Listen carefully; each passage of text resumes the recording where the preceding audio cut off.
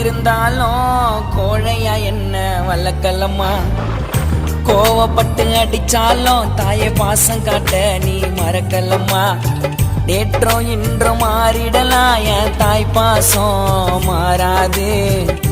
1000 பணம் கொடுத்தாலும் அம்மாக்கு ஈடாகாது. விந்தாக இருந்த என்ன விழுதாக்கி நீ வளர்த்த அம்மா.